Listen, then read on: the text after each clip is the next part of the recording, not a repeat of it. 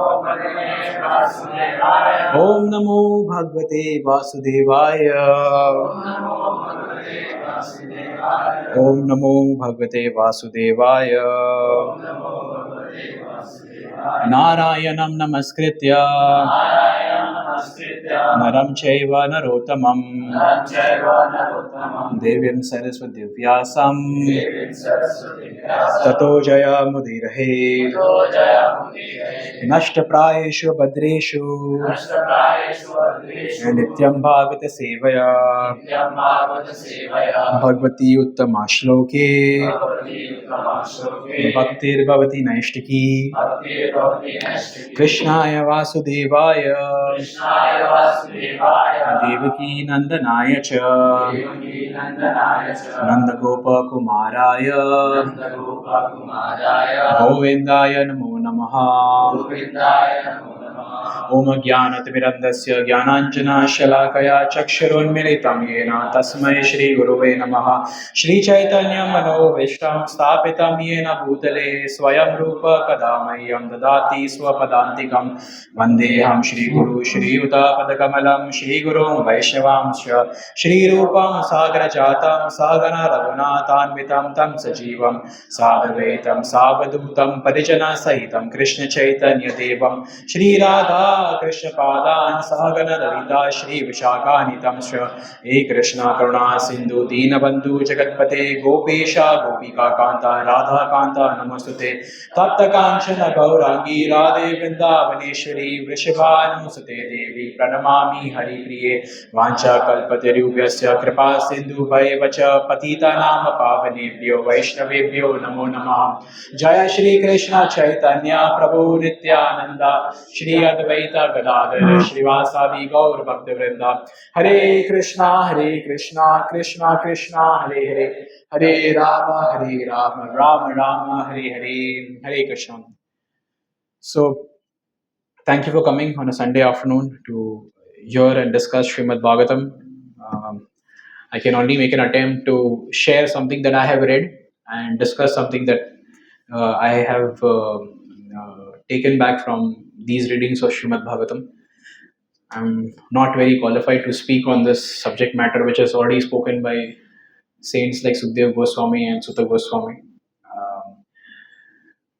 But I'll make an attempt.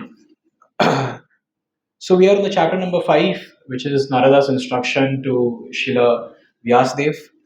Does anybody remember what was there in chapter number 4? Just a quick recap so that we have some context, because last Srimad Bhagavatam class was taken on 16th of March, if I'm not wrong. That was an SOS day.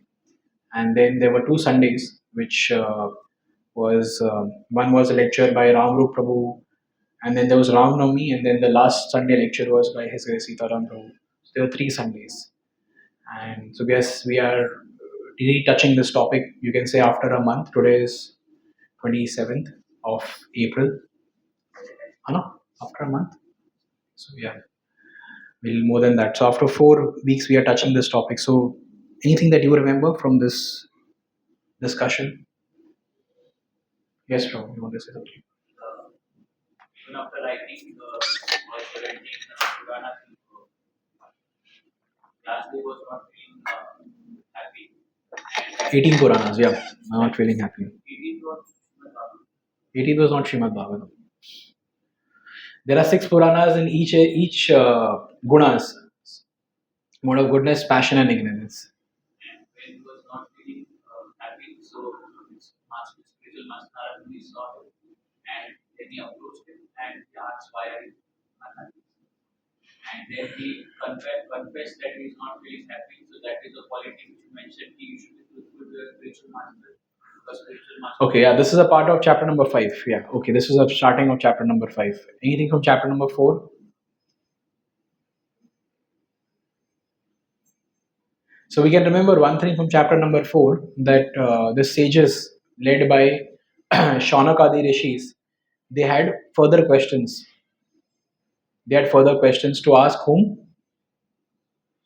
Sutta Goswami, correct. They had further questions to ask to Sutta Goswami. They inquired about King Parikshit. They asked that what are the birth and activities of King Parikshit? How come he leaves everything and comes to the Ganges. And how does he meet Sukhdev Goswami there? Sukhdev Goswami is a renunciate. And how come even Sukhdev Goswami comes there? How is he received by the citizens of the city, Hastinapur? Like we hear that Sukhdev Goswami was born at what age? 16 years. For 16 years, he stayed in the womb of the mother. इसलिए मैंने कहा कि this topic is not something that I can speak upon. Sukhdev Goswami never came out of the womb of the mother because he was scared that as soon as he comes out, material elements will catch him. So he was hiding himself in the womb of the mother. As soon as he came out, he immediately left his home to, and Vyasdev is running behind him. And Sukhdev Goswami, like the way children are born with clothes or naked. They were naked. 16 years Sukhdev Goswami was also naked. Children born naked is understood. 16-year-old is a young boy, but he's walking naked through the city, and he also goes past through a lake where young women are bathing, but they don't cover their body looking at Sukhdev Goswami. But when Vyasdev is coming behind him, they cover their body. Why? Why is this example given? Is to show to the world that the author of Srimad Bhagavatam, who is Sukhdev Goswami, is not an ordinary personality. He is beyond the bodily levels that we are upon. He is completely self-realized soul. He doesn't see a distinction between a male and a female, and that is what even the women over there realized, and they did not cover themselves because Vyasdev asked them, "My dear, daughters, why did you cover your body looking at me and not my son, who is actually more younger to me?" Like, because your son doesn't see a distinction between male and female. He's completely on a transcendental platform. Whereas you are a grahastha, you are a married man, you are a householder. You definitely have to discriminate. Grahasthas have to discriminate, right? So that is the example set that how exalted is a personality like Srila Sukhdev Goswami. So the author of like nowadays the katha vachaks, these many times give katha, but they lyrically jump to the pastime of Radha and Krishna in the 10th canto, and the shrotas, the hearers also think, "अरे अच्छा है, कुछ entertainment हो रहा है तो हम भी सुनेंगे." But that is not the qualification of the speaker and the listener. The qualification of the speaker and the listener is clearly mentioned in these chapters, the beginning chapters of the Srimad Bhagavatam. Is to understand that is to understand a higher truth which is told by Sukhdev Goswami to Parikshit Maharaj. In turn, it is told by Suta Goswami to the sages. So that is why this example of is mentioned and is stressed upon, that how Srila Sukhdev Goswami at a young age of 16 he walks through naked, but he is given utmost reception. When he reaches the banks of Naimisharanya, everybody gets up to receive him. Parikshit Maharaj gets up, Srila Vyasdev gets up, and there are so many other sages, they all get up to receive him.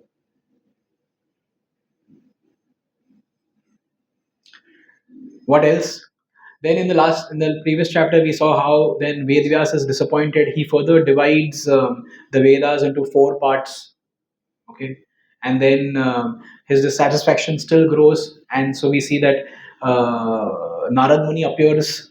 Narad Muni appears, like, see, Vyasdev is dissatisfied, and then Narada appears to meet Vyasdev and to remove his despondency. So these are the 4 parts of this chapter, chapter number 5. That Narada inquires from Vyasdev as to what is the reason of his despondency. Okay, Vyasdev replies as the first 7 verses. Then there is a diagnosis. Like the way we go with a problem to the doctor also does some diagnosis. Similarly, when a student approaches a teacher, the teacher will also do some diagnosis. Guru will also do some diagnosis. So Narad Muni does some diagnosis. That's from A to 22nd. We'll try and cover this today. And then he also gives an account of his previous life as to who he was in the previous life, and how by performing Krishna bhakti, or by getting the mercy, and also by getting the mercy of you know, sadhus, pure devotees of the Lord, he got this life as Sri Narad Muni. And then he gives his advice to Vyasadeva as to what he should be doing in this life. So that's the breakup of this chapter. That is chapter number 5. Vyasadev's despondency. There's a conversation between Narada and Vyasa, and then there is a diagnosis which is done by Narad Muni. Then there is previous life account of Narad Muni, and then the advice that Vyasadeva gives to advice that Vyasadeva gets from Narad Muni. These are the 4 prominent sections. We'll go one by one. We have discussed the first 10 verses, if I'm not wrong. Am I correct? We have discussed the first 10 verses. If you remember anything, you can tell me. Do you know anything from the first 10 verses? The first 8, 9 verses? Do you remember anything you can mention?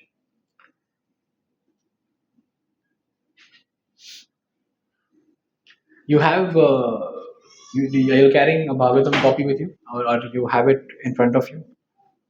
If you have, you can spur it up.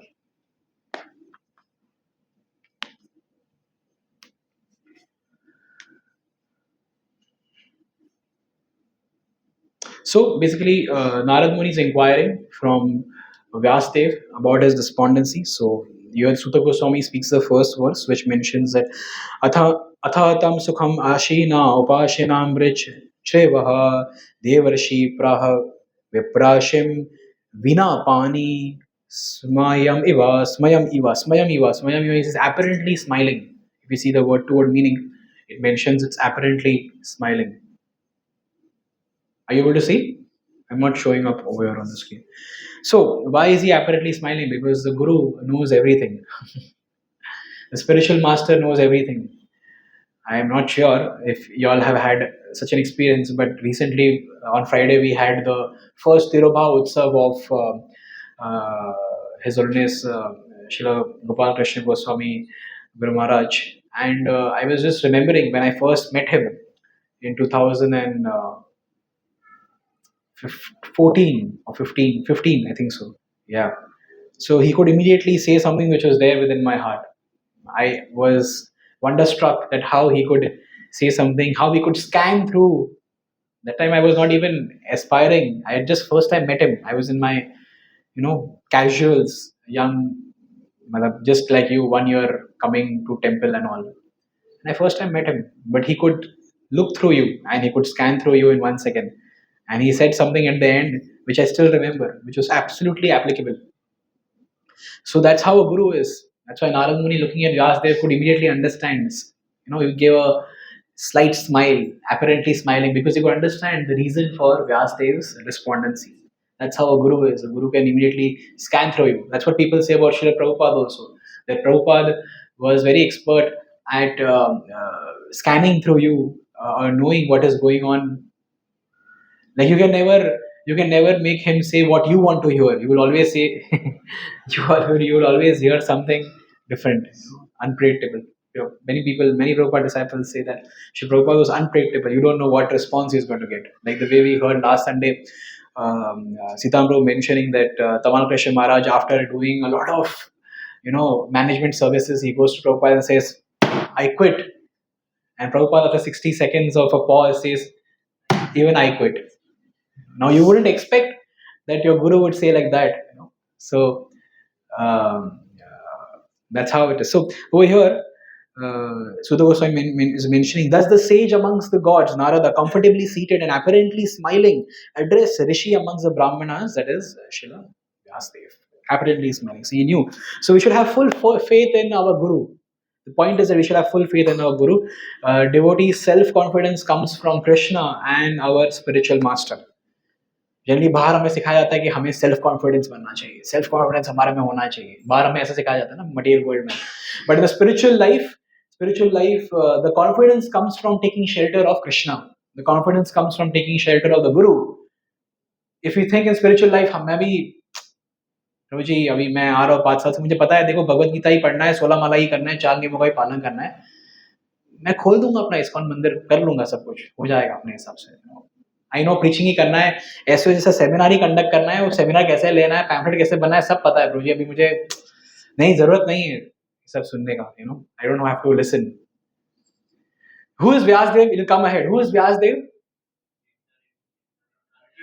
He is literally incarnation of the Supreme Personality of Godhead. He is the one who has compiled all the Vedas. Still, he is consulting Narada. Sometimes if you think, I'm done now, I've moved on, you know, from here to here to here to here. I've seen everything in the ashram now for 10 years. I don't need to consult anyone. You know, पहले मैं आता था, पहले लोग मुझे enrol करते थे, बाद में मैंने लोगों को एनरोल किया, फिर बाद में मैंने लोगों को रजिस्टर किया कंप्यूटर में, फिर बाद में मैंने सेमिनार देना भी चालू कर दिया. उसके बाद मैं सेमिनार के बाद आगे बढ़ते हुए मैं बाहर जाके भी सेमिनार देना चालू कर दिया. अभी मुझे किसी को सुनने की जरूरत नहीं है. This is the teaching that Vyasdev is humbly, when we feel others know better than us, then we remain humble. Then we can consult. Hence, Vyasa is also humble and inquiring. If there is some black, you know, thing on my nose, only you can tell me, or I can know by myself. Only you can tell. If I consult you all, then you all will tell me, Prabhu, यहाँ पे कुछ है, निकाल दीजिए. So only when you consult. If we if you think that, oh, nahi, I can do it myself, then no, what happen? This is taught in the Bhagavad Gita. This is also taught in the Srimad Bhagavatam. This will be continuously taught throughout the Srimad Bhagavatam. So it's very important. So coming to the second verse. Okay, similarly, Narada watches. Now Narada starts to speak.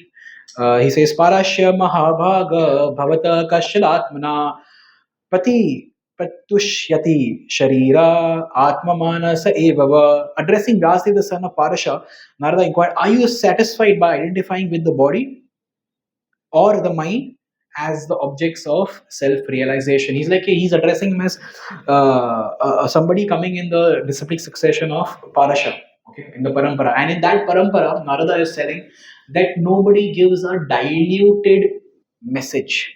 Nobody gives a diluted message. Then why are you giving a diluted message? You are giving the message which is related to the body and mind. You have given all the Vedas, you've given all the Puranas, you've spoken about Mahabharata. Mahabharata will Kama, Krodha, Lobha will increase. Moksha will be very, very minimal if you heard the Mahabharata. So you are the son of Parasha and you have to act accordingly. The way you are coming in the parampara, you should explain without any ambiguity, without any confusion. Should be very clear, no diluted message. Otherwise, it is like Kaitava Dharma, right? Where is the word Kaitava Dharma coming from? Text 2 of first canto, first chapter. Kaitava Dharma, you know. So what is Kaitava Dharma? Huh? Cheating religion. Why is it called cheating religion? There is no God. Why is it cheating religion? Anyone else? Like some people do social service, Desh Dharma, you know, Karma Kanda, different types of activities they do. They do three kinds of things: Karma Kanda, Upasana Kanda, and Gnana Kanda. All these have some enjoying propensity. The Gnanis, they want to enjoy here. The Karmis, they want to go and enjoy up. And the Yogis, they want to enjoy in the Brahman realization. Om Shanti Shanti Shanti. Right? So none of them inquire that what is the interest of the Lord. They all go for what is in it for me.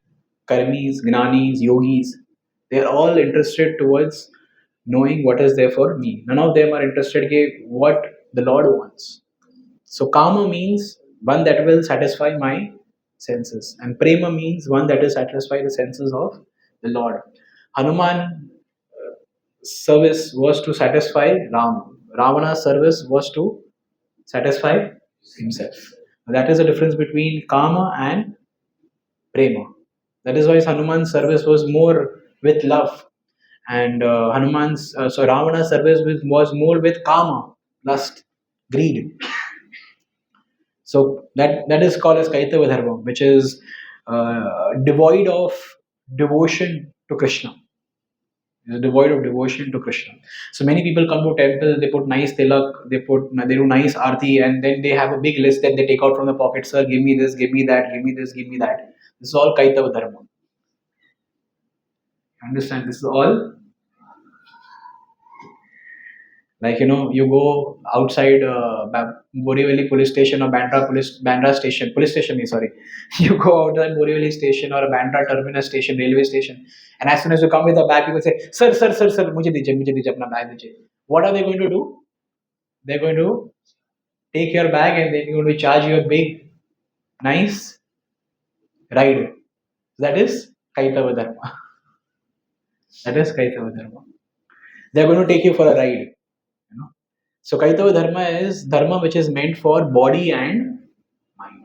So Narada is saying that why are you satisfied by identifying with the body or the mind? Are you satisfied with that? So this is what he's referring to. So sometimes when we give seminars like stress management, anger management, or huge crowd will come. बड़ा बड़ा full भर जाएगा पूरा hall. Kaitava Dharma.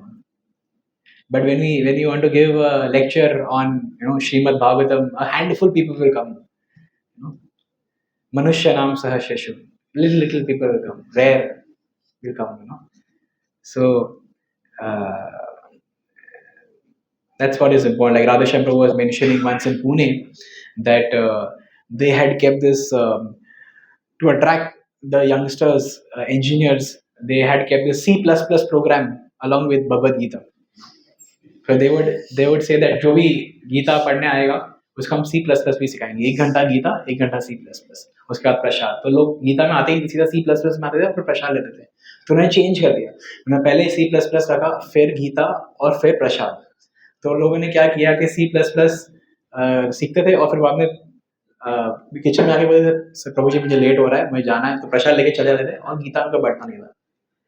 फिर उन्होंने रखा जो Gita attend करेगा उसको हम C++ सिखाएंगे. Simple. So that is how it is. People are not interested in this subject matter. That is Kaitava Dharma. So everybody wants an instant result, like instant food ka zamana hai, packet food, instant Maggie, instant this, instant that. One button, you get everything on the phone from Zomato. So instant means asu, ra. Asu means instant, and ra means to raman. So asura mentality means to have everything getting it instantly. Asu means instant. So we should not have that asura mentality. So see, Narada is glorifying him. Actually, he's glorifying him that you're coming from such a nice succession, disciplic succession. Why are you morose? Why are you morose? You should not be morose. You're son of Parasamuni. He's saying in the third verse, he's saying you're well versed in all scriptures. You're well versed in all scriptures. Brahma Yat Sanatanam, he was liberated, Brahma realized.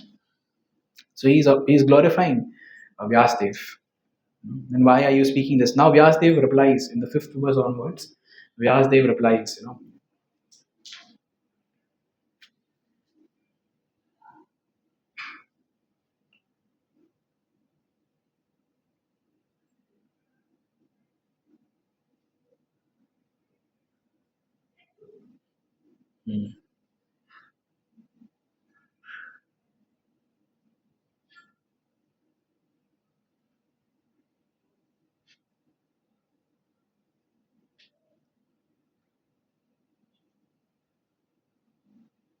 So Vyasa is speaking now.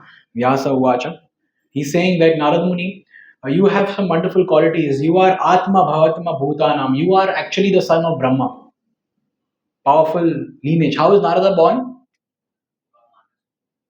Mind from the he is actually he is born. He is the Bhakti Shakti of. He is an expansion. Like there are Shaktavish avatars. Similarly, he is he's a Shaktavish avatar of Bhakti personification. He comes from the heart of Brahma. Okay, Manas Putra also mind heart of Brahma. So he comes from the heart of Brahma. Okay, so that's what Vyasa is saying, that you are also not ordinary. You have unlimited knowledge. Agada Bodham. You have unlimited knowledge. So he's first praising his spiritual master. So whenever we meet our spiritual master, we should always express praise. Should always glorify our spiritual master.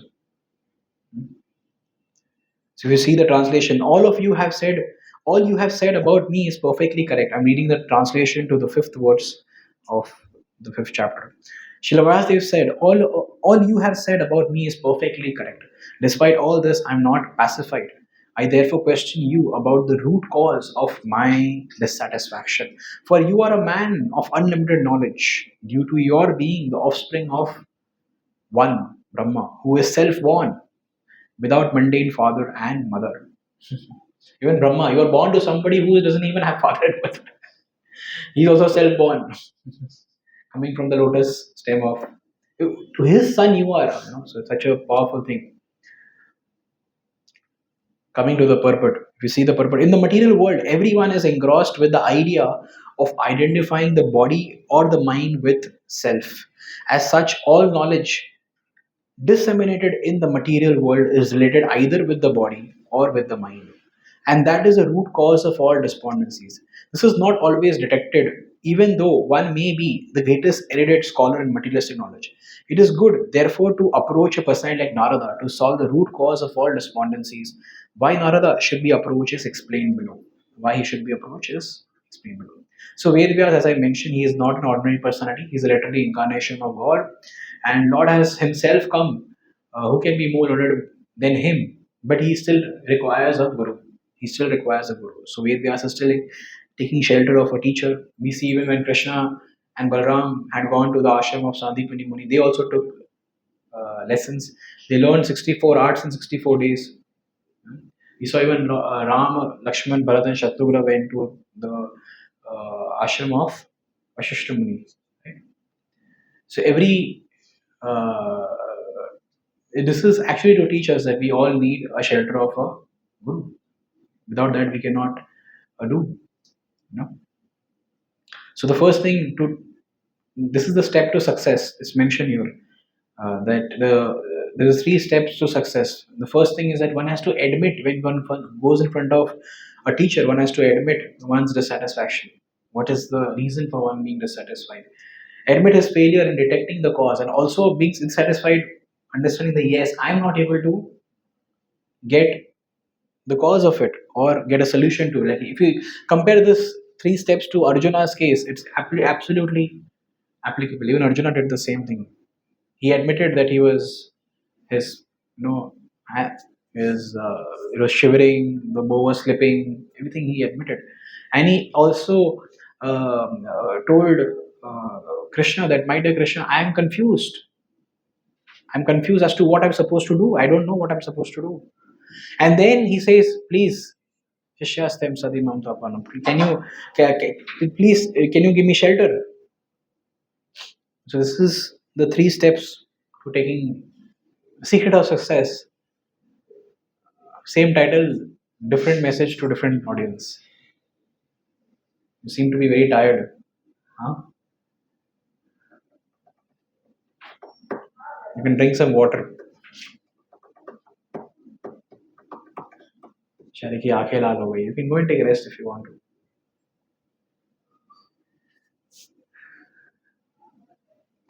So this is the three steps to success. This is how it's broken down into. If you come to the purport of the verse number 6, it is mentioned, a person who is sent, person engaged in service of the Lord is the emblem of knowledge. Such a devotee of the Lord is in full protection of devotional service, is also perfect by qualification of the personality of God. As such, the eightfold perfections of mystic power, Ashtasiddhi, constitute very little of his godly opulence. A devotee like Narada can act wonderfully by his spiritual perfection, which every individual is trying to attain. Srila Narada is saint person, perfect living, although not equal to the personality of Godhead. So, devotee can be a perfect living being by becoming a devotee of the Lord.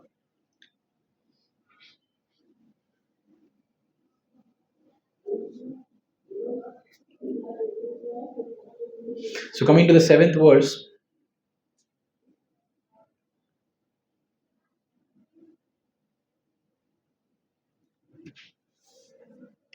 so he mentions that a Upasito yat purusha purana. He has devotion. You have devotion to the Supreme Personality of Godhead. Savai Bhagwan Paraishwara. You are an incarnation of the Lord Himself.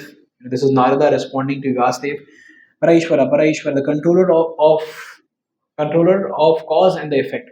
He is mentioning.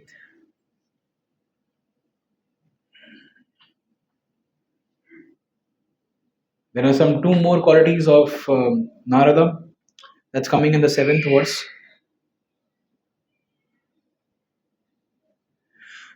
Mentions Tvam prayaptam arka iva trilokam antascharo vayur ivatma shakshi, saying you are atma shakshi, like you are as good as super soul, as good as super soul. You can understand what is there within me and outside me also. That's a guru. You can never be duplicitous with your spiritual master, with your guru. You can never be. You can never try to cheat your guru. You know, guru may many times behave or deal with us very innocently, but it doesn't mean that we manipulate our guru.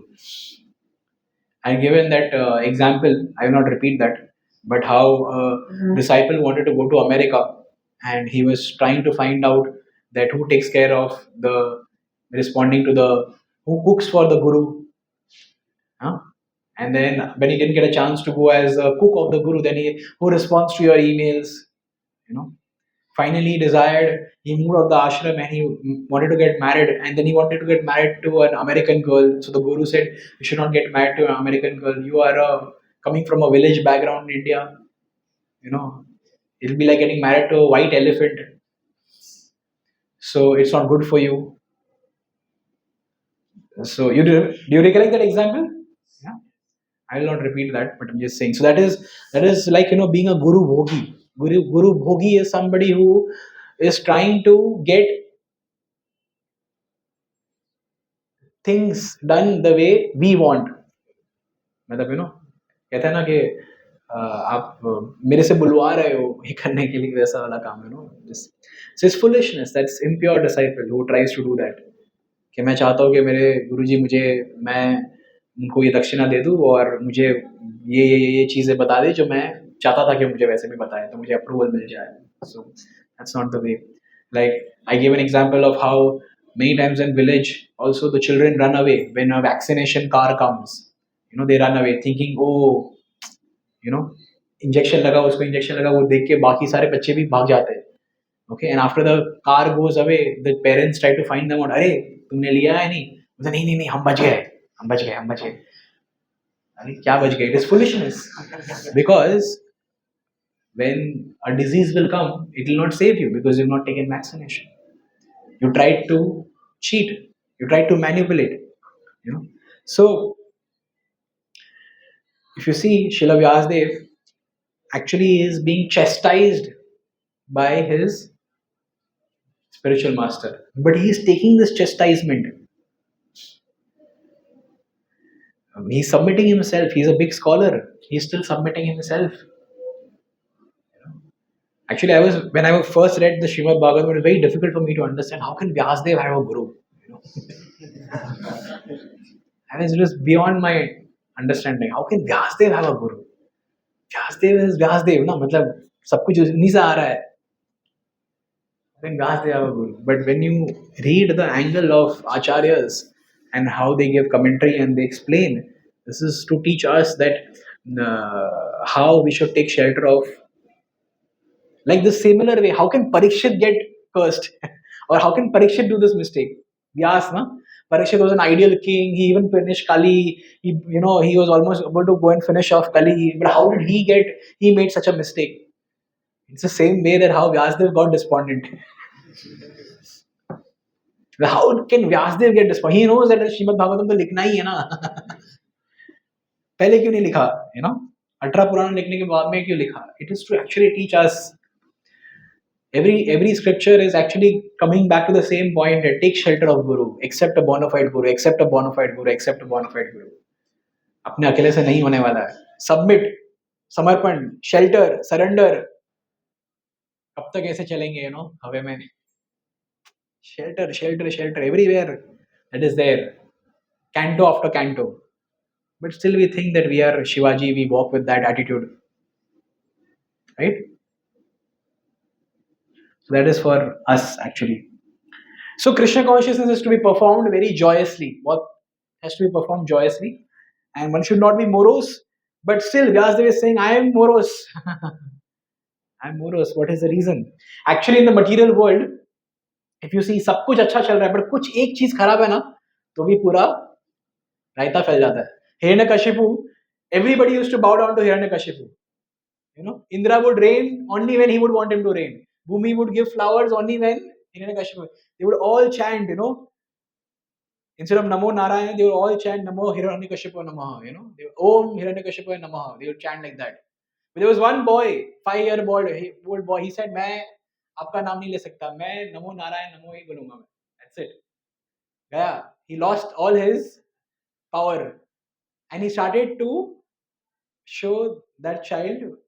Got behind his case, and what ultimately happened? Finish. Similarly, in the spiritual life also, um, our happiness depends on certain factors. Like when Indra offended Brihaspati, Indra's all opulence was vanished. Okay. Similarly, if we do any kind of Vaishnava Aparad or Guru Aparad or offense to the deities or Krishna, then it's like ruining our Krishna consciousness. It's ruining our Krishna consciousness. So we should be very, very careful. We should be very, very careful. Okay. So if we act, because our nature, the nature of the spirit soul is to enjoy. Huh? Is to love and serve. Okay, that is our permanent nature. When we do things away from that, when we try to do love and serve our body and mind, then we become dissatisfied. Okay, because that is different from our nature. Our nature is to love and serve. When we go away from that nature, then we get dissatisfied. Okay. So Narad Muni is inquiring, are you satisfied? We read this, this is from the purport. You wrote the Mahabharata and delineated the subject of impersonal Brahman as well as knowledge derived from them. Yet, why Vyasdev is respondent? Vyasdev admits to dissatisfaction, glorifies Narada, and asks about the root cause of dissatisfaction. This is what we already discussed. Now Narada does some diagnosis. Okay, he is speaking now. So he's saying, Shri Narada Vacha Bhavatánudita Prayam Yasho Bhagato Malam Yenai Vashau Na Tushyeta Manyeta Darshanam Khilam. He's saying Yasho Bhagata Malam. He's saying Bhagata is Amalam. There is no there is no spot, or there is no mal, there is no impurity in the scripture which is Srimad Bhagavatam. It's Amalam. It's Amalam. Uh, it doesn't have any kind of impurities. There's a at the end of the Srimad Bhagavatam also this verse comes, which I will show you.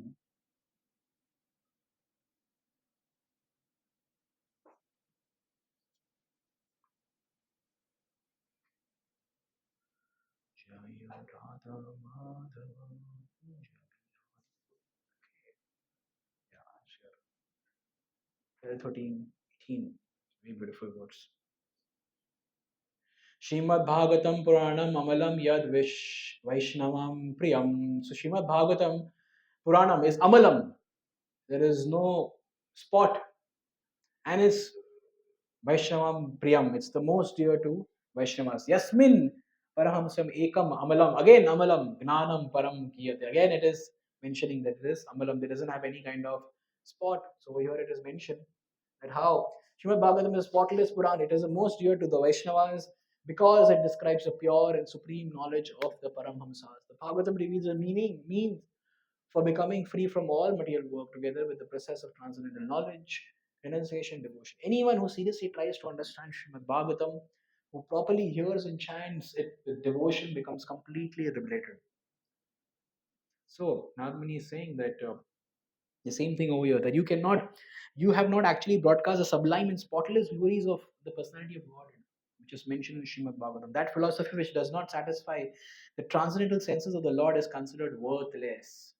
It's considered worthless. This is what even Narad Muni is mentioning. Free from mala, free from gnana, karma, gnana, and yoga. Mala is also categorized over here as karma, gnana, and yoga. It is only focusing on Shuddha Bhakti. It's only focusing on Shuddha Bhakti, nothing else. So apart from Bhakti, if you are doing anything, it is equivalent to doing Mala. Hence it is very dear to Vaishnava. That is why it is dear to Vaishnavas, na? Because it is Amala. It's away from Karma, Gnan, and it's directly meant for the glorification of the Lord. Like I told you the story of Akbar and Tansen. Hmm? You know the story? Okay, I won't repeat. Akbar and shall I just mention it in quick?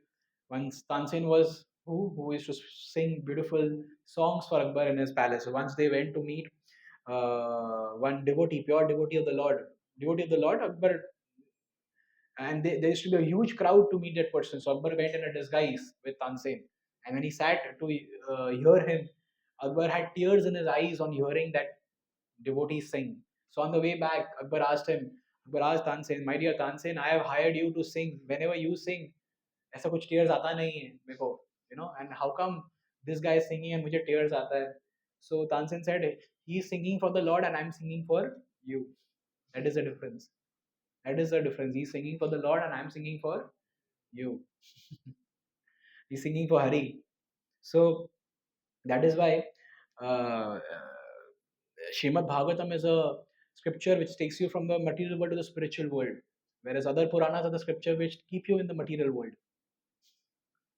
Because heavenly planets is also in the material world. Okay, so that is why it is Amal Puran.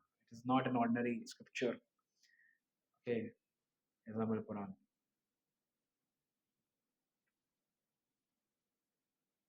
So the other Puranas, there's a story in Srimad Bhagavatam which mentions that once a person was carrying wood stock on his shoulder and he met a king. Like the way, suppose once you're going on the street and you meet the Prime Minister of the country, and the Prime Minister of the country may ask you, what do you want? You may just say, sir, मेरा ये bag है ना, यहाँ पे रखा है मैंने, इसको सिर्फ यहाँ पे कर दीजिए, और कुछ नहीं. That's it. What do you feel? That's how the scriptures are. When we read the other scriptures, they just help you to modify your material life from this paining shoulder to this paining shoulder. That's it. But actually, you could have asked the Prime Minister, can you put me into your cabinet or something great, no? So that's how it is. That's how these scriptures are. You know? But when we come in touch with a bona fide spiritual master, they act as a painkiller. They act as a painkiller, you know, because actually Puranas they act as a painkiller, and the bona fide guru he actually tries to remove all the anarthas, and they keep our absorption completely in Krishna. That is why this four executive principles and chanting of the Hare Krishna Mahamanta 16 rounds is there, is to be completely absorbed in Krishna consciousness. It has to be completely absorbed in Krishna consciousness. So, like there is Nastik, Astik, and Bhakta. Nastik is a person who is taking everything from the Lord. He's like a thief, loot raha hai, completely useless person. Astik is a person who has some faith in God, but is in the bubble of I, me, and mine. I, me, mine में bubble में रह रहा है. आस्तिक आस्था है, आता है मंदिर में प्रणाम करता है सब, but I me mind bubble में रहता है. सर मेरा घर, मेरी दुनिया, मेरा जॉब, मेरा पैसा. That's astic. And bhakta is somebody who says that Krishna is everything and I am doing everything for Krishna. That's bhakta. That's the difference. So we have to rishikena rishikesha. Okay, so we have to engage our mind, senses in the service of the Lord. That's the most important thing.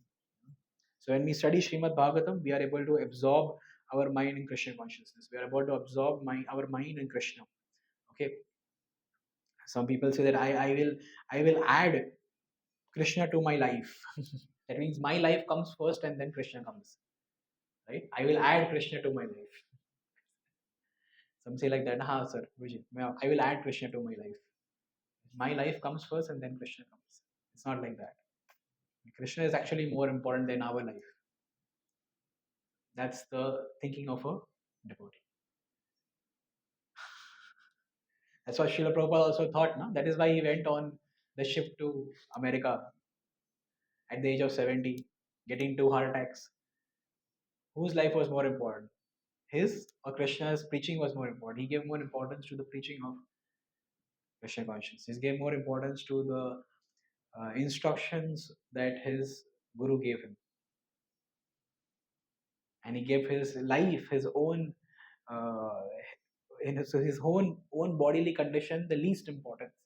After getting 2 attacks, reaching America, still he went on. He made an attempt to go and preach. Otherwise, हम वहाँ पे land होते ही, sir, can you give me the next flight back to Bombay?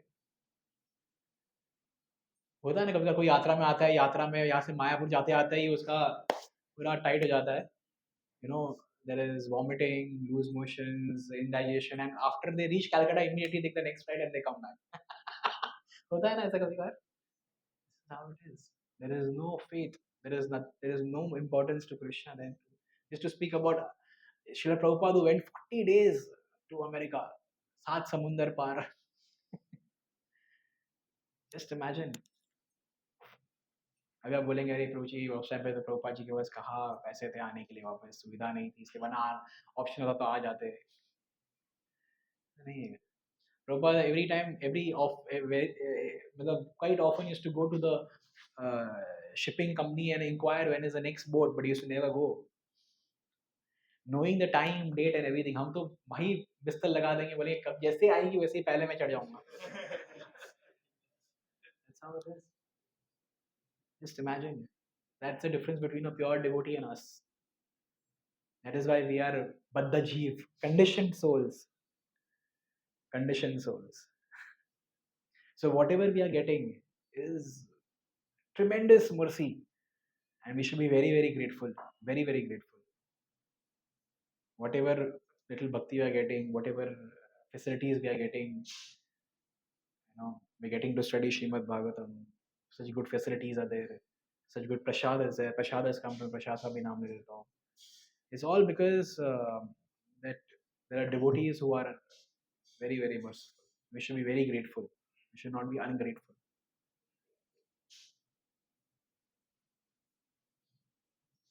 Okay. So, reason why Lord's glories are spotless is because the superiority of Krishna's form over other forms. Okay. If you see, Krishna's form is three bhanga, right? It's bent from 3 sides.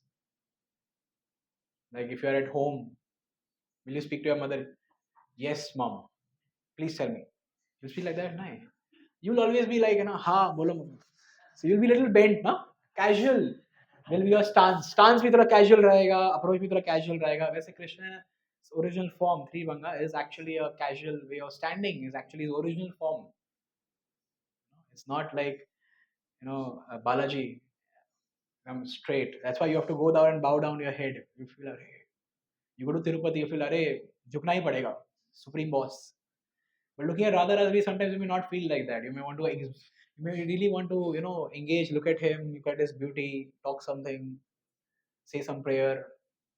So that's the form of Krishna. It's superiority of Krishna's form over other forms. Like Vishnu has 60 qualities, Krishna has 64 qualities. Huh?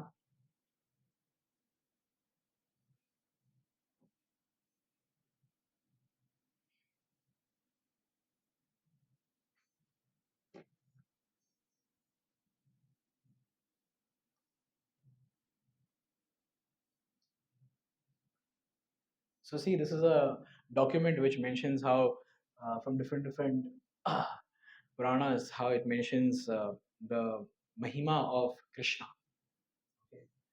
Okay. This is Shiva telling Narada, You can, this is like word to word meaning. You can, Naiva Krishnat Parognani Na Yogi Cha Tatpara. Nobody has a greater knowledge than Krishna, nor is there any greater yogi. This is who telling? Shiva telling to Narada. Naiva Krishnat Parasiddha Taropa Tat Paropi Nahi Ishvara. Nobody is a greater Siddha than Krishna, nor is there any God greater than him. Nobody can do welfare for people than him, nor is there any maintainer as him. Nobody has a greater strength, intelligence, fame than Krishna. Nobody can excel him in truth, compassion, and in affection to his devotees. Nobody is greater than him in qualities, good behavior, and sense control. This is after class of SOS. Shiva telling Narada, if you go ahead, Ganesh Stuti. It's from, Ganesha telling Parshuram. It's from Ganpati Khanda. See, what is Ganesha telling? Yato bhavanti vishwani stulas kushmadi kanicha punas tatra rayanta evam muhur muhu. From Lord Krishna, gross subtle world emanate. From Lord Krishna, Ganesha is telling this. Ganesha is the compiler of the Bharat. He's telling from Lord Krishna, gross and subtle worlds emanate, and again they merge into him. This happens again and again. 50 crore yojanas above Vaikunta is Golok. He's getting distance. And beyond Golok, there is no other abode. And beyond Shri Krishna, there is no master. Oh Brahma, this I heard from Lord Shiva, my father, that I have told you now. He's telling he's telling Parshuram, oh Brahmana, ये अभी पूरे गणपति कांडा में कहीं पे side में लिखा है corner में. So Narada is telling Vyasdev, this is what you have done. इतना बड़ा गणेश स्तुति दिया, उसमें कॉर्नर में महिमा डाल दिया, कौन पढ़ेगा? It's lost. What you have mentioned so many scriptures, sometimes the significance of Krishna is lost. Then the Shiva telling Narada again, O sage, in this way that Lord of Rasadans, Rasheshwaram Shurashikham, Radha Vakshaha Stalastitam. O sage, in this way that Lord of Rasadans, who is extremely sportive, one who resides in the heart of Sri Radha, Sri Krishna, Paramatma, he constantly meditated by Vaishnava Bhaktas. That Paramatma is the same Supreme Controller who is worthy of meditation by us. He is addressed as imperishable, Param Brahma and Sanatan Bhagwan. Durga Devi having a samvad with the Vaishya. Then I got you all to this document because there are these 4 qualities which are unique in Krishna. So there's this mention from the Bhakti Rasamrita Sindhu. Okay.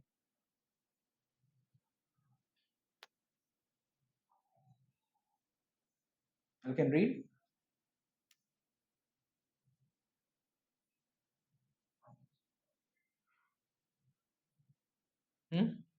Okay, so the first one is Leela Madhurya. He's a wave-filled ocean of most astonishing display of his pastimes.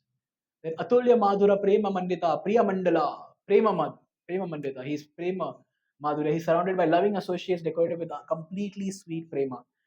Trianga Mana Akarshi. He's the most attractive. Through how? Through his Murli Kala Kunjita, Venu Madhurya. He plays sweet notes on his flute which attracts all minds in 3 worlds. Akarshan. And then he astonishes all moving and non-moving Chara Achara entities with beauty of his form to which there is no equal or superior. His Rupa Madhurya. And then as a conclusion, his extraordinary qualities are his special pastimes, his devotees endowed with abundant prema, the sweetness of his fruit and sweetness of his form. This is only found in Krishna. So he compiles this. Srila Rupa Goswami is compiling this, and this is what our Acharyas have done. Srila Rupa Goswami, Jiva Goswami, they have handpicked these things from different scriptures. What Shiva is saying, Ganesha is saying, Durga Devi is saying, and they have mentioned this. That is why there is a verse in the Shad Goswami Ashtakam that says, Nana Shastra Vicharane Rupakano. Right? They have compiled Saddhama Samstapako. Yes, they have compiled all the Shastras and the Vedas. Lokam Hita Karinam. So it's done for the Lokahit. They have compiled all the scriptures, the Shad Goswamis. It's very important. That is what Narada is pointing out, that my dear Arjuna, my dear Vyasdev, you have uh, you were supposed to glorify the Supreme Lord, but instead of doing that, you have given these detailed uh, Skanda Puran has 84,000 verses. How many? पूरा life time निकल जाएगा. 12,000 नहीं पढ़ पाते हम Shrimad Bhagavatam. 84,000 verses. 2 Sundays back, even Ram Prabhu mentioned that there are 24,000 verses in Valmiki Ramayana. Can you imagine? So, so many details. Just one Puran, Skanda Puran. There's so many other Puranas. So, that's why our acharyas, they have compiled this for our benefit, Lokahit. And when we read this, so here the ninth verse mentions as summary of the causes of dissatisfaction. He's summarizing that. He's saying that this misunderstanding comes because we haven't glorified the Supreme Lord. Okay, there are two verses mentioned in the ninth verse: Anukirtita and Anuvartita. Okay, these two verses are mentioned over here, that you have not given a detailed description, and you have not repeatedly, constantly described as well. Both the things are absolutely absent. Anukirtita and uh, Anuvartita. Anukirtita and Anuvartita. Anukirtita repeatedly described, Anuvartita so constantly described. You haven't done that.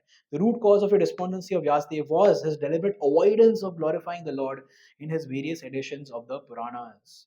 From this, it is clearly indicated that no one can be pleased substantially without being engaged in the devotional service of the.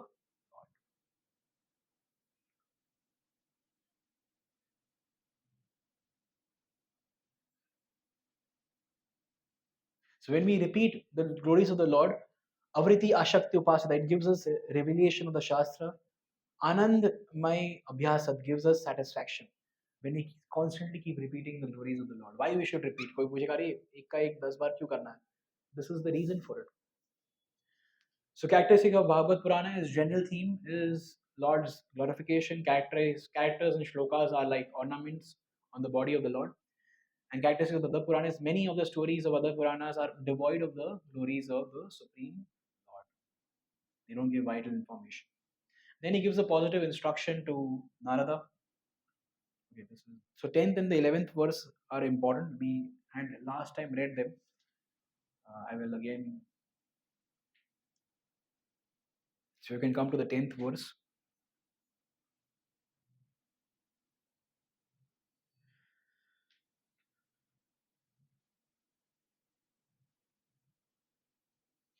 So translation: those words which do not describe the glories of the Lord, who alone can sanctify the atmosphere of the whole universe, are considered by saintly persons to be unto a place of pilgrimage for the crows. If you remember this, there's a mention about crows and swans.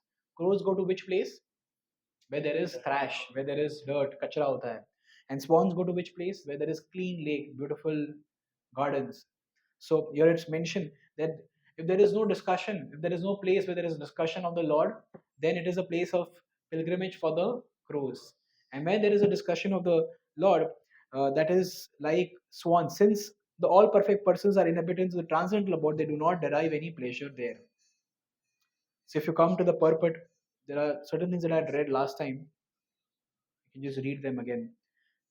This is: the swans do not take pleasure in the places where crows are assembled for conferences and meetings. Similarly, there are different kinds of literature for different types of men of different mentality. Mostly the market literatures which attract men of crows categories are literatures containing refuse remnants of sensuous topics. They are generally known as mundane talks in relation with the gross body and subtle mind. If you can really follow English, what Prabhupada is mentioning is it can really pierce through your heart. Okay. So here Prabhupada is mentioning that these literatures that we hear, which attracts the crow type of mentality of the person, is those which are relating to mind and body. Okay. mind and body. They are full of subject matter described in decorative language. बहुत decorative language use किया जाता है उसमें. Full of mundane smiles and metaphorical arrangements. Yet with all that, they do not glorify the Lord. Such poetry, prose, on any subject matter is considered decoration of dead body. So many times we hear some standard comedian or we hear some orator and they may pass some line, and people may start laughing. But that doesn't have glorification of the Lord. It is completely useless. It may have some rhythm, it may have some tune, but it doesn't have the poetry of the Lord. 11th verse. On the other hand, the literature which is full of descriptions of the transcendental glories. So if you see that Srila Prabhupada compiled Srimad Bhagavatam, and many of his foreign disciples who were mainly hippies or even Europeans and Americans, they were not very perfect at even reciting Srimad Bhagavatam. So there can be some shortcomings, but those shortcomings are also overlooked because they are directly glorifying the Supreme Lord. That is what is mentioned here. On the other hand, that literature which is full of description of the transcendental glories of name, fame, forms, pastimes, etc., of the unlimited Supreme Lord is different. Is a different creation, full of transcendental words directed towards bringing about a revolution in the impious lives of this world's misdirected civilization. Such transcendental literatures, even though imperfectly composed, are heard, sung, and accepted by purified men who are thoroughly honest. So even if uh, there are certain imperfections, there may be certain ways in which it is not pronounced. Like once in Mumbai, Pandal in Mumbai, there was a program, and Srila Prabhupada requested one of their disciples, because the Indians over here are always very proud. So they said, Swamiji, they wanted to see the Sanskrit recitation. So Prabhupada requested one of the disciples to recite Isha Upanishad, and they recited the full Isha Upanishad. At the end of recitation, Srila Prabhupada uh, told the listeners, the guests, that don't go on their pronunciation or their shortcomings in which they would pronounce the Sanskrit. It's but the sincerity with which they are practicing Krishna consciousness. So uh, that's how it is. Like for example, in the purport it is mentioned, it is a qualification of great thinkers to pick up the best even from the worst. It is to pick up the best. Like here it's mentioned that a person should even pick up gold from a filthy place, because the value of gold is gold, whether it's in a showroom or it's in a filthy place. Now the gold is more than 1 lakh, right or wrong? Not knowing. In 1925 it was 18 rupees, and 2025 after 100 years it is 1 lakh for 10 grams. Okay,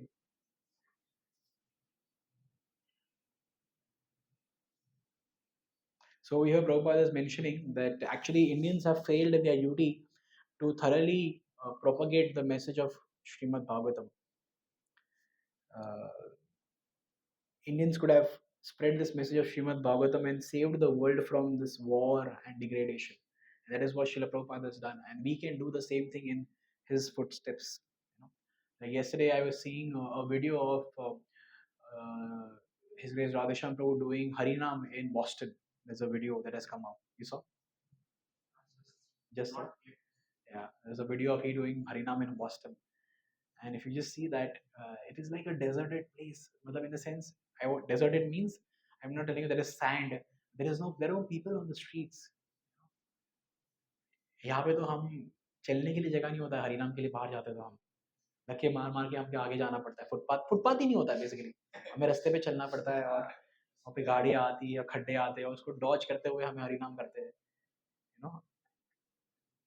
and there he is walking, running, empty. It's empty. There are no leaves on the tree. There are no flowers on the tree. Krishna says in the Bhagavad Gita, amongst the seasons, I am the spring bearing, this flower bearing season. Okay, so this is, you see the beautiful flowers which have come up right now. This is the This is Krishna's manifestation. सब देखने नहीं मिलता है आपको वहाँ पे जाएंगे तो time it's cold, dried, So I was just thinking that how fortunate we are to be in this place. So how did I come to this thing? Yeah, that it is a duty of every. Uh, so we have to go to such places to preach. You see, Radhasham Prabhu has gone there to preach. It's so difficult in those places. He's doing Harinam. Nobody joins you. You cannot stop on the street. But if you stop on the street, nobody will come and dance with you also. यहाँ पे तो कोई ना कोई आके ऐसे ऐसे ऐसे ऐसे डांस करेगा जो बीच पे आपको भी अच्छा लगेगा हाँ प्रभु जी कोई तो नाचा मेरे साथ मेरे गाने पे कोई तो नाचा वहाँ पे ऐसा कुछ नहीं होता है you just keep singing there are five devotees then we see another video of his he's in Pune आप लोग ही थे ना वो IPTC का ही था ना नहीं हाँ हाँ तो उसमें कैसा पूरा गली भर के ऐसा कोई आंदोलन जा रहा है ऐसा हरिनाम संकीर्तन हो रहा है see the difference in drastic difference so Indians are supposed to give this to here is mentioned the purpose it is the duty of every responsible Indian to broadcast the transcendental message of Srimad Bhagavatam throughout the world to do all the supermost good as well as to bring about the desired peace in the world it's the duty of every Indian it's mentioned in the so there's a big task on our shoulders we have to do this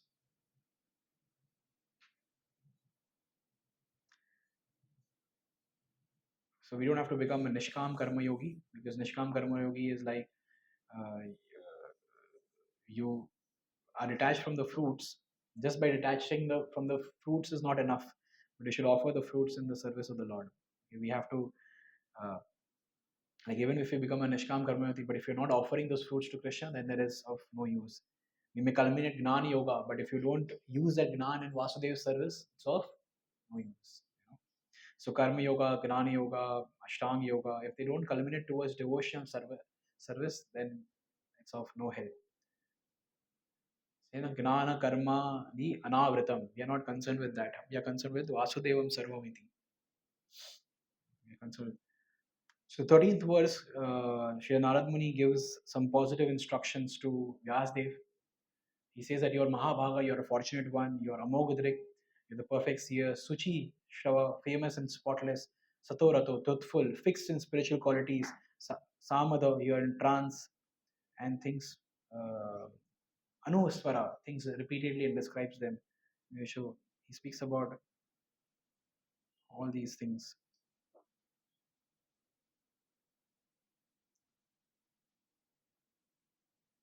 So he says these things. The steps of Hari Katha is the one who should can speak Hari Katha. What are the steps? Revelation. Okay. Amogadrik, revelation. You can, by following the four executive principles, one should have Suchi Shrava. One should be chanting the holy names of the Lord. And then there is Satya Rato Dridavita. There should be recollection and remembrance, self-revealing, infinite, most confidential. Anusmara. Then there should be recitation. Once Jay Advaita Swami Maharaj was asked, that, Maharaj, what do you think about these bridging topics? Bridging topics लेते ना कभी कभार. Maharaj said that why to waste time? Why to waste your time to waste their time? Just tell them Srimad Bhagavatam. It's direct. It is straightforward knowledge. Don't waste your time and don't waste their time. That's all it is. So it is. That's what Narad Muni is saying. Just say Srimad Bhagavatam. It's direct. Why to mention all these Puranas and all? That's all it is. So that is what he's saying in 14th verse that you are teaching this knowledge of body and mind. It's like a boat which is not anchored. It's moving. Anchor nahi dala hai uska. So we may sometimes watch many motivational videos and next day we are jumping. But after that motivational video gets faded, then the motivation also comes down and we start crying. होता है ना ऐसा कभी बार वो motivation video का effect some time के लिए रहता है but if you see Ambarish Maharaj Prahlad Maharaj Vidur they are all devout devotees of the Lord and they never get demotivated. Prahlad Maharaj, while he's jumping, I was hearing while he's jumping from the mountain, when he's thrown from the mountain, he's holding his chest. You know why? He's asking, why are you holding the chest? Like, so if I fall, my Paramatma within me doesn't get hurt. That's Prahlad Maharaj. हम सोचेंगे ऐसे? Paramatma is in the heart and Paramatma will not get hurt, so I'm holding my chest.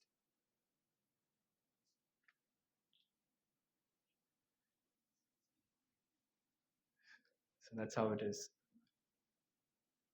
Okay, so I'll stop here. We stop with the 14th words and I will take 15 onwards here next time. So I am stopping here because I also want to speak something on Akshay Tritiya. There is a auspicious day coming up on this Wednesday, which is called as Akshay Tritiya. Yes.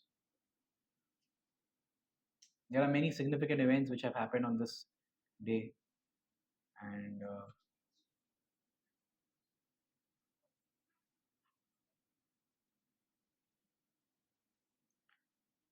so in our Vedic literature, there are many special days, है ना? जैसे हमारे गौड़ीय संप्रदाय में भी हम गौर पूर्णिमा मनाते हैं, जन्माष्टमी, राधाष्टमी, रामनवमी, सीता नवमी, so many things are there. But there are these exclusive 3 days in the Vedic calendar, which is regarded all auspicious. Do you know the 3 days?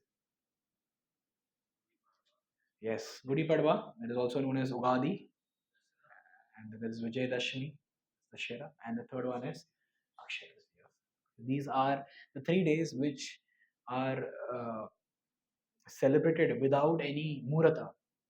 Okay, all time of the day, throughout the day, there is auspiciousness that prevails, and there are significant events that have happened in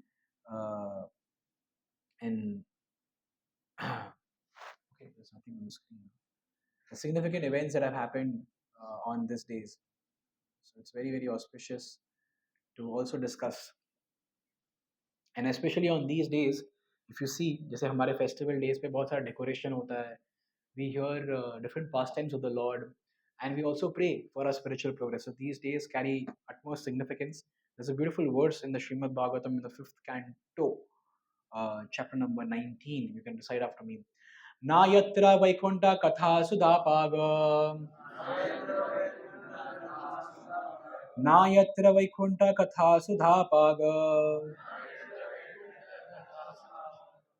If you want to open, you can open 5:19:24 ताकि आपका आवाज थोड़ा बढ़े. 5:19:24.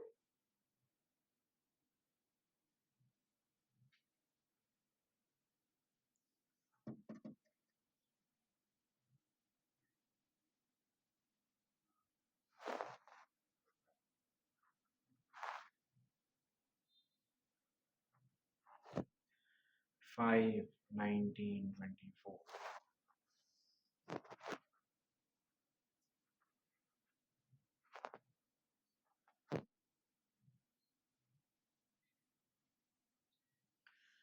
ना यत्र वैकुंठ कथा सुधा पाग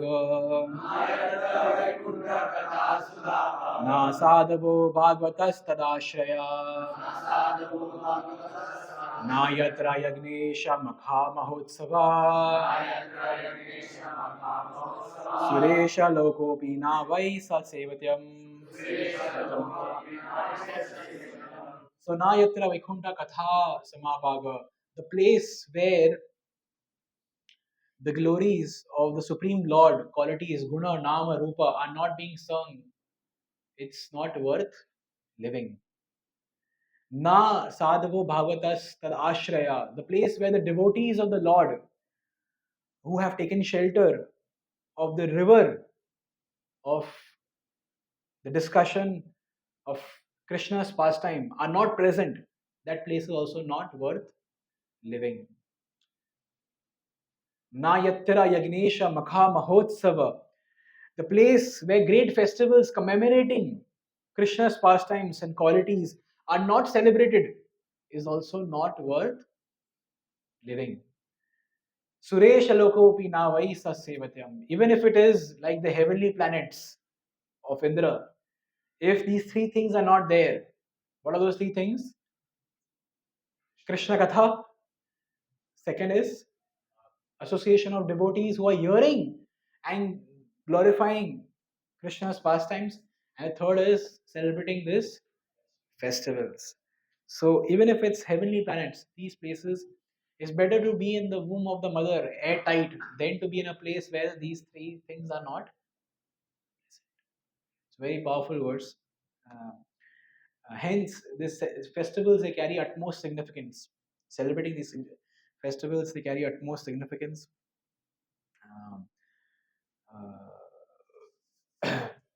and they have all auspiciousness.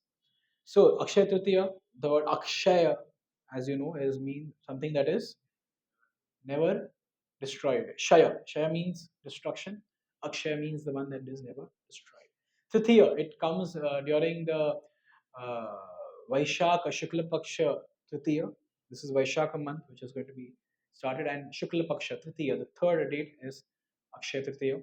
Every moment, as I mentioned, is auspicious in this day. There are many significant events that have mentioned that have happened in this uh, day.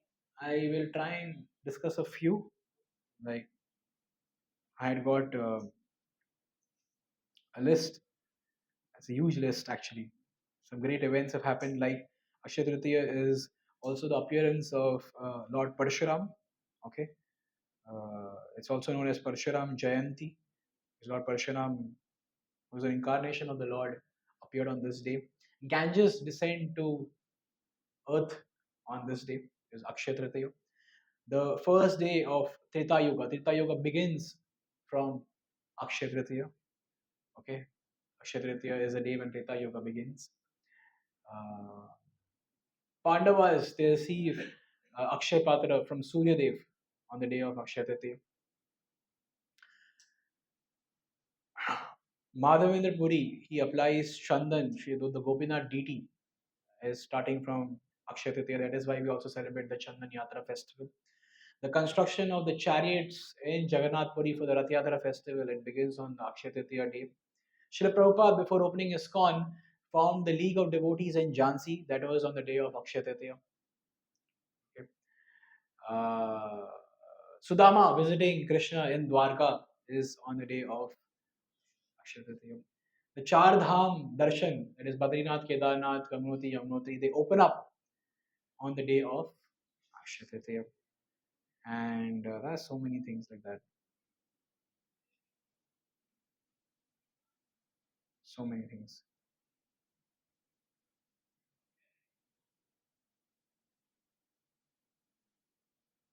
Vyasadeva also starts to compile Mahabharata on the day of Akshay Tritiya. So there are so many things are there. All ISKCON temples they celebrate Chandanyata festival on the day of Akshay Tritiya. So I'll speak about certain things like appearance of Parshuram. Parshuram is actually the Shaktiavesh avatar of the Lord. Okay, there are many incarnations of the Lord. Shaktiavesh means the one who have specific potencies to depict that. Like for example, Prithu Maharaj, he was an ideal ruler. He was like the Palana Shakti of the Lord. Narad Muni, as I mentioned, was the Bhakti Shakti of the Lord who depicts devotion. Sheshanag, he is the Dharana Shakti of the Lord who holds the earthly planet. Similarly, Parashuram is having the Dushka Damana Shakti of the Lord, the one who is born to annihilate or finish all the miscreants from this planet is Parashuram. Parshu means axe. He always carries an axe. That is why he's called as Parashuram. Parashuram was a son of Jamadagni, a sage called Jamadagni. He was a son of Jamadagni. Jamadagni had five sons, and one of the sons was Jamadagni was a very great elevated saint, and he used to live in his hermitage in the forest and with his wife and five sons. Once it happened that his wife had gone to collect water, and there she saw one Gandharva enjoying, and she got attracted by the airplane of the Gandharva. So she was checking out. जैसे हम कभी जाते हैं रास्ते में हमें एक Ferrari दिख जाए तो हम 2 मिनट रुक जाएंगे देखने के लिए अरे क्या दिख लेते क्या है अंदर how it looks from inside हमेशा फोटो में देखा है so where she got a little attracted and she got late to get the water back to Jamagini. Jamagini wondered why did she get late and he contemplated. He understood that she was for a second attracted to the Gandharva. So he was very angry with his wife. That being in the life of a renunciate, being a wife of a Brahmana and living a life of a renunciate in the forest, you are still attracted to material possessions. So he wanted to kill his wife. So he called his four sons. That time Parshuram was not there. So he called his four sons and he told, kill your mother. The four sons said, how can we kill our mother? We cannot kill our mother. So the four sons were disobedient. Then looking at the disobedience of the son, Jamagini got very angry and he called out for Parshuram. Parshuram immediately came. Parshuram knew the uh, the greatness of Jamagini. So he said, you kill your brothers and you kill your mother also. So Parshuram takes out an axe and he kills the mother and he kills the brothers also. And after that, Jamagini is very happy. So he says, what do you want? He says, I want you to revive them and also to make sure that they don't remember that I killed them. So Jamagini was very happy with the intelligence of Parshuram. Parshuram at the same time showed that how he was affectionate to his mother and brother, and he was also obedient to his father. So once there was a king during the time of Jamagini, named Kartavirya Arjun. He had 1,000 hands. 1,000 hands. He was a very powerful king. He had got a lot of blessings from Dattatreya. So he got 1,000 hands. And he was visiting the jungle. Many times kings would go to the jungle to do shikar and to, sporting activities. So he came to the hermitage of Jamagini. Jamagini wanted to give a nice hospitality to Kartavirya Arjun. So he arranged everything. Jamagini was a sage, but he had a special cow, which was the Kamdhenu cow. She would give everything that Jamagini would require, and because of which he arranged beautiful hospitality for the king as well as all his soldiers. And after the hospitality, Kartavirya Arjun came to Jamagini and he said, you are just a mere sage staying in the hermitage. How come you could arrange such a royal, hospitality for me and my entourage? Then Jamagini showed Kartavirya Arjun this cow. She's like, I have this cow, which is Kamdhenu. She provides me with everything that I need for my maintenance. And similarly, with her help, I could give you all the facilities. Kartavirya Arjun was a very greedy fellow. He said, you are a sage. You don't really require her. I am a king and I require so many things and she can provide me. So Jamagini tried explaining that, I'm a Brahmana and my only possession is my cow and you are a king. But still, he was very, very rude and also very ruthless. So he forcefully took the cow to his kingdom, Maheshmati. And when Parshuram was not there, Parshuram came back, he heard this. And Parshuram is the incarnation of the Lord. Go Brahma Hitai Cha Jagatitai Krishna Govindai Namo Namo. So any offense to Brahmanas and cows, he will not tolerate. So he went to Maheshmati and he fought with Kartavirya Arjun, 1,000 hands, and he killed Kartavirya Arjun. He came back and Jamagini was very upset with Parshuram. Okay, Brahmanas are always supposed to be compassionate, they're supposed to be forgiving, though he has done some mistake. But even if it's a very gross mistake, punishment can be given, but one should also be forgiving. For his atonement, Jamagini told Parshuram that he should go on a pilgrimage for a year. So Parshuram leaves for pilgrimage. Meanwhile, the sons of Kartavirya Arjun come to meet Jamagini and they kill Jamagini in front of his wife and kill the four sons also. Parshuram gets to know about it and Parshuram comes back again and then he kills all the sons of Kartavirya Arjun. So that's how he annihilates miscreants 21 times. Because that is why he is born from. That is why his Shakti is Dushya Damana Shakti. That he, till the time he also meets Lord Ramachandra. After he meets Lord Ramachandra, he is fully content that who is also an incarnation, a powerful incarnation, the Supreme Lord. He meets him and he's content that yes, now everything will be ruled very nicely. So when Parshuram leaves, he goes back to pilgrimage. So Akshay Tritiya is the day on which Parshuram appears, is also known as a Parshuram Jayanti. It's that day. And one more very significant event that happens on Akshay Tritiya day is the descent of Mother Ganges onto the earthly planet. We all know that Ganga is also called as Bhagirathi. Why? Because Bhagirath had prayed for Ganga to come down. So when Vaman Dev had pierced the covering of the universe, uh, Ganga started to flow from the feet of Vishnu. But it did not come down to the earthly planets. It was still in the higher planetary system. It did not come down to the earthly planets. So it so happened that Bhagirath uh, comes in the lineage of Sagara Maharaj. Sagara Maharaj had 60,000 sons. And Sagara Maharaj had once done Ashwamedh Yajna. So that Ashwamedh Yajna, as you know, that the horse is supposed to go at different places. And once the horse was lost, and the 60,000 sons were searching for the lost horse of Sagara Maharaj, they found it near Kapil Muni's ashram. And they thought that Kapil Muni has done this, who is also an incarnation of the Lord. And they tried to arrest and capture Kapil Muni. And when doing this offense, they were all burned to ashes. People think that they were burned to ashes because of the anger of Kapil Muni, but it never happened. It is they were burned to ashes because of the offense that they did to the Supreme Lord. That is why they were burned to ashes. So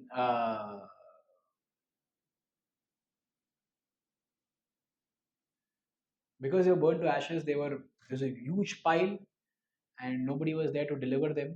So the subsequent lineage of Sagara Maharaj, like Anshuman or Dilipa, they all tried to bring down Mother Ganges because it was told to them that only when the Ganges water was touch their ashes that they would get delivered. So Bhagirath was a great devotee of the Lord. He prayed to Ma Ganga to please descend, and with the sincere austerity of Bhagirath, Mother Ganga decided to descend, but she said that there are two problems. One problem is that I will come with a lot of force.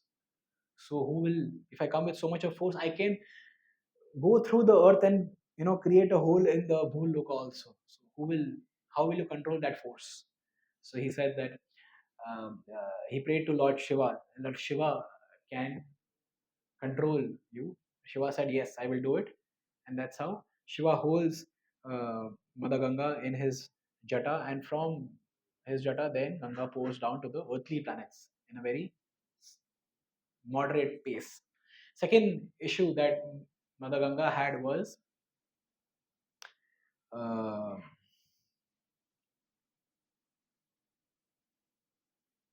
what is that? When I come down to the earthly planets, many people will come and take bath, or the sinful people will come and take bath in my water, and they will leave all the sins in my.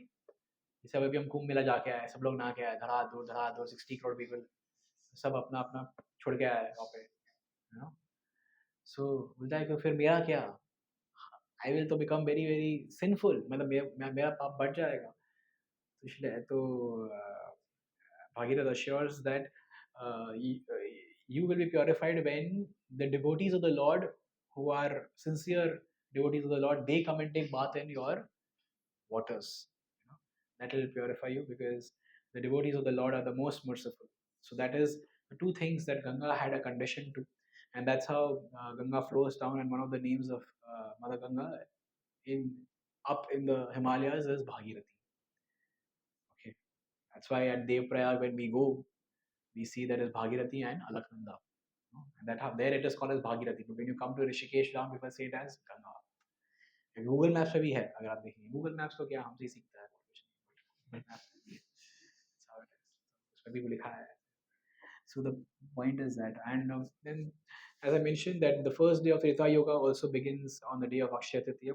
So if you ever, many times you pass through this lobby of putting your footwear and going to the temple hall, वहाँ पे काफी सारे boards लगाए, कभी पढ़ा आपने जपा के बारे में, जपा काउंटर के पीछे कलरफुल, कभी पढ़े आपने?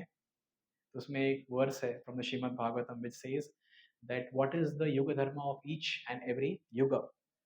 Okay, so the Satyuga Yuga Dharma is Dhyan, Dwapara Yuga Dharma is deity worship, Treta Yuga Dharma is fire sacrifice. And to do fire sacrifice, what do you need? You need barley. What is offered in most as a ahuti? Barley is offered. Barley. Barley. सुना है कभी? सुना है ना? Barley नहीं सुना है? So barley is offered. देखे आहुति देते हैं ना आप? आहुति किससे देते हैं? बार्ली से देते हैं. So that barley manifests on the day of Akshay Tritiya, which is used in the ahuti. That is why Treta Yuga also starts from the day of Akshay Tritiya. Barley manifests on the day of Akshay Tritiya. And I mentioned to you Mahabharat also. Vyasdev starts to compile Mahabharat on the day of Akshay Tritiya. So he finds Ganesha as a writer to start writing on the day of Akshay Tritiya. And the beautiful festival of Chandan Yatra starts.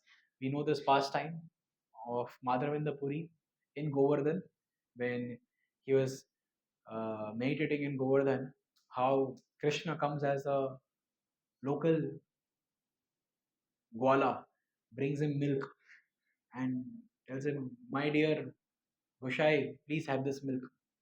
And he says, "Who are you?" He's like, "I am a village boy. I keep roaming around. Some women told me that, you have not had food since many days. So this is some milk for you." While he's having the milk, and he again looks for that boy, and the boy goes away. Same day in the night, a dream comes in his mind. The same boy comes and he says, "I'm Gopinath." And he says, "No," he says, "I'm Gopal and I'm residing on this hill. Can you please take me out? I'm here. I'm there since a long time." So then he goes and he digs in with the villagers, and there comes a deity of Gopal.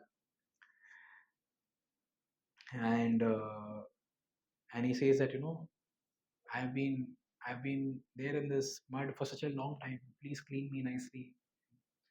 And during the heat season, he tells him to bathe him, but still the heat doesn't go. So then finally Gopal comes in the dream and tells Madhavendra Puri, "Did you please get some chandan from Malai Parvat for me and apply chandan on my body?"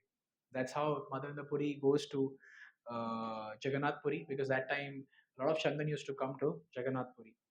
And on the way to Jagannath Puri, he goes to uh, a place called Remuna.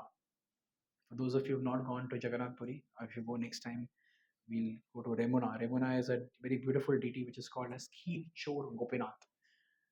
Krishna is known as Makhan Chor, Ran Chor, but there is a deity which is also called as Kheer Chor, the one who stole the kheer for his devotee. So Madhavendra Puri is taking darshan of Gopinath, not that time not known as Kheer Chor Gopinath. This is the deity of Gopinath. And there's a very special item offered over there which is called as Amar Keli. It's offered to Gopinath deity over there. So Madhavan Puri just got a thought in his mind. If I could also offer, if I get the recipe, then even I can offer this to my Gopal. But the Bhoga was going on. So he thought, "Hey, what an offense I've created. The Lord has not eaten and I'm thinking about tasting this." And immediately he runs away from there, thinking it is I've offended the Lord so much. So the Lord knows the desire of the pure devotee. So in the night, so immediately in the dream of the Pujari, Gopinath comes and Gopinath, no, sorry, so Gopinath, what he does is he takes away one of the pots of the kheer and hides it behind. And that night, in the dream of the Pujari, he comes and says that actually there is a devotee of mine named Madhavendra Puri, and he is there in the market. And for him, I have kept one kheer pot, which is behind me. You take that and you give it to him.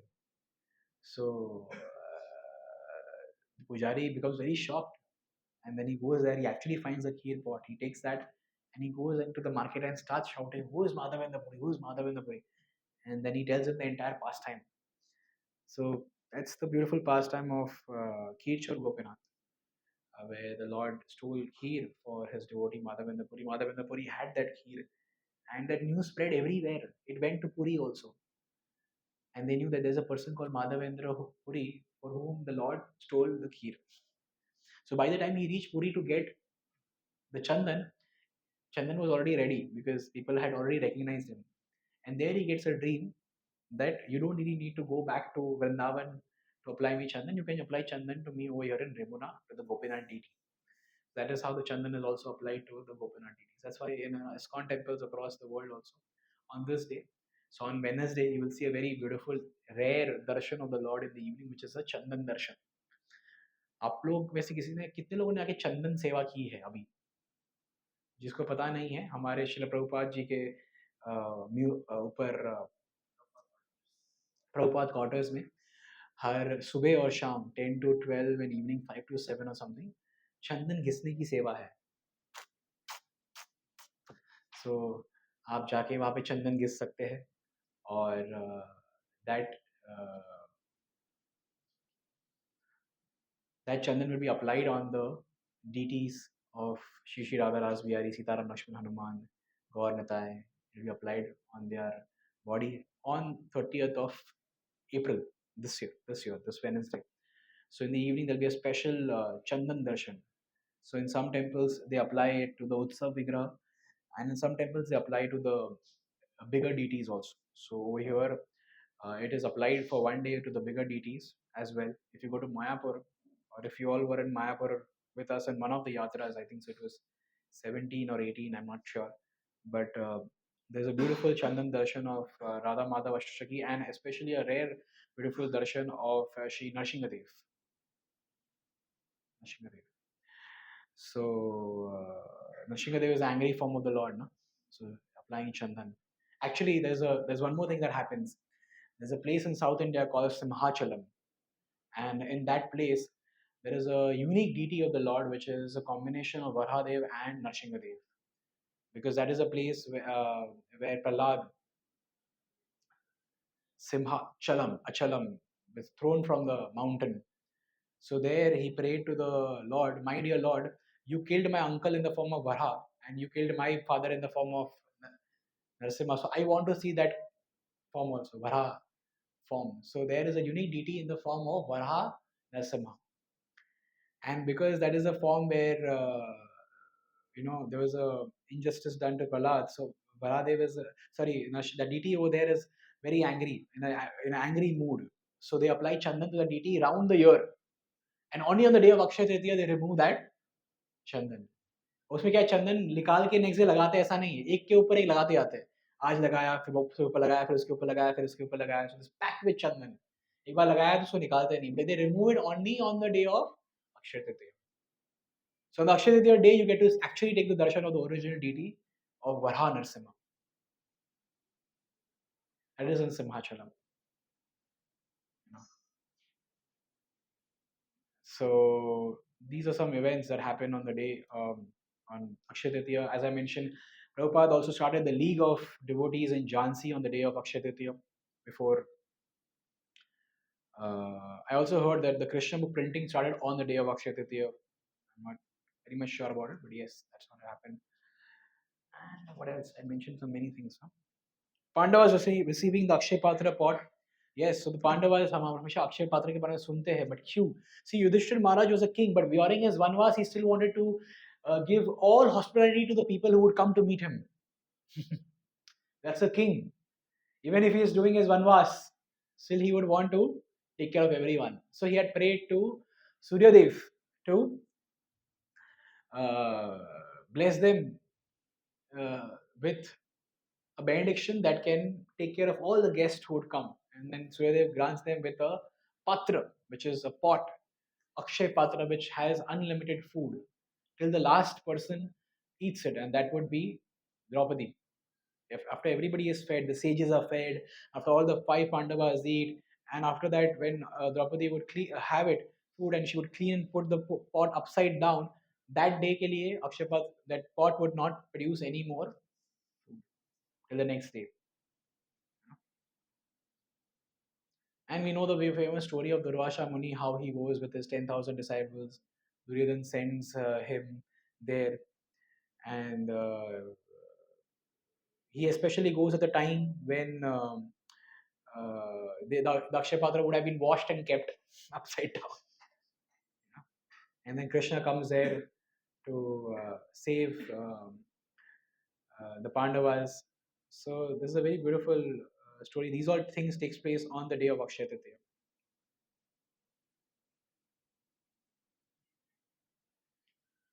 Kuber got the in charge. Kuber became the in charge of wealth on the day of Akshay Tritiya. I was hearing a lecture of Ramru Prabhu. He mentioned there's a big misconception of people buying gold on the day of Akshay Tritiya.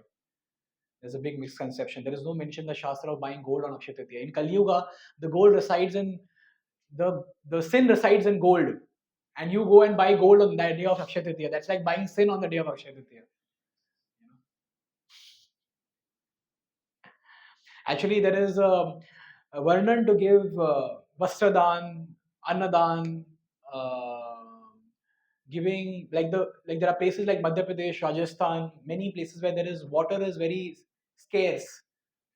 So it is mentioned that one who takes an earthen pot, fills water, puts some camphor in it, and gives a certain number of pots to Brahmanas, a pure devotee of the Lord, Vaishnavas, that person never faces the problem of getting scarcity of water throughout their lifetime. Similarly, if you see the story of Karna, this Akshay Tritiya thing also comes in the Karna. Karna would always go and offer gold and silver to Suryadev every day morning, right? So when he goes to the heavenly planets, he only gets gold and silver. He doesn't get any anna because उसने कभी अन्ना अर्पण ही नहीं किया. Then he comes back, and then on the day of Akshay Tritiya, he offers anna. So there are very intricate things. He was mentioning some wonderful things over there as well. So I mentioned about Parshuram. I mentioned about the most famous pastime. Sudama visits Krishna in Dwarka. That's there on the day of Akshay Tritiya. We know Sudama. He was a childhood friend of Krishna. And so much so that he was a Brahmana and not very well to do. He was having very minimal possessions, but his wife would come always push him. Go meet your uh, friend. He has become the king of Dwarka. He may give you something. He was always very hesitant. Actually, he wanted to meet his friend because for a long time he had not met him. But on the insistence of his wife, he had gone to request with a little bit of shipped rice that was also begged. So Sudama reaches there, and Krishna, who is seated on a higher throne, he jumps out from his throne, hearing Sudama has come, and he gives him that elevated seat. And the goddess of fortune, Srimati Rukmani Devi, she is doing the charmer. हम करते हैं ना, we Guru Maharaj के वक्त आपको करने मिला होगा. Some devotees must have got a chance to do that. So she was doing charmer, and Sudama is sitting there. It is mentioned, Bhagavatam mentions that Sudama's body was not kept very clean. It was dirty. It had torn clothes, and Krishna is washing the feet. Krishna is washing the feet and crying at the same time. So that is, and then being the Supreme Lord, he said, "Have you got something for me? It looks like you've got something for me." And he sees that chipped rice. And very beautifully, even Siddhan Prabhu mentions sometimes the Sudama story. He says that he had the first bite of the chipped rice, and after the first bite, he had already transformed the entire city of Sudama into a palace, and he was going to take the second bite, and Rukmini stopped him, thinking that if he has a second bite, then he'll make me his dasi, you know. So that's the reciprocation of Krishna to his devotees.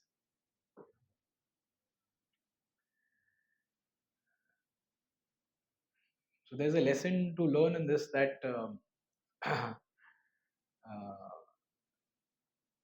we don't have to. Many times if you see Sudama getting so much of respect from Krishna, didn't make him proud. No, he still remained humble. Many times, even if we get some respect that we don't deserve, we should always feel that I don't deserve this, but the devotees are very merciful. If we get pride, then that's actually destruction for us. It's actually destruction for us. So Sudama had the same mood. He did not have pride even after receiving. You just imagine if you go to meet Prime Minister and the Prime Minister puts it on social media that this person came to meet you. You know, like I know a person on my WhatsApp. He has kept a deep profile photo with the Prime Minister to make other people in their contact know that see I know the Prime Minister also. This is the conditioned mentality. You know. So yeah, these are some beautiful pastimes that take place on Akshay Tritiya. So it's a very beautiful, auspicious day coming up on this Wednesday. Please come to the temple, take darshan. There's a unique darshan in the evening, Chandan darshan. Please offer some seva. Go to the Prabhupada quarters, uh, and you can, make Chandan paste. थोड़ा तब आपका थोड़ा muscles vessels पता चलेगा कितना strength है. इतना आधा घंटा घिसने के बाद भी थोड़ा सा ही निकलेगा. you know so you can go there and do some good. You can go do today. Sunday है, Sunday तो काफी भीड़ रहेगा. Monday, Tuesday, 2 more days are there. I think so. It also goes on throughout the Chandan Yatra. I'm not sure, but it's a very rare opportunity. Many of us don't get to do directly any service to the deities. Direct service to the deities, बहुत rare है. But here is a chance that the Chandan that you have, you know, made a paste out of, that Chandan will be applied to the deity's body. That Chandan will be applied to Swayam Bhagwan because the Lord is actually standing there. We may not be able to see it. That is our shortcoming. So yeah, it's a very rare opportunity. So you may, if you don't plan to come back on Monday, Tuesday, Wednesday, then you stay back and go in the evening at 5 o'clock to Prabhupada quarters. Many of you are just Sunday comers, so you can stay back. Okay, so I stop here. It's already 1:30. And also we have SOS today evening, day 2. If you wish to invite some of your friends, family, please come. Please share with them about the seminar. There may be some services. You can get in touch with Gaurav and Saurav if they need some help or assistance. And we have Mayapur Yatra in the month of June. So please come for Shri Ram Mayapur Yatra. Anything else? Hmm. And there is chat every day in the evening, 8:45 p.m. Please join.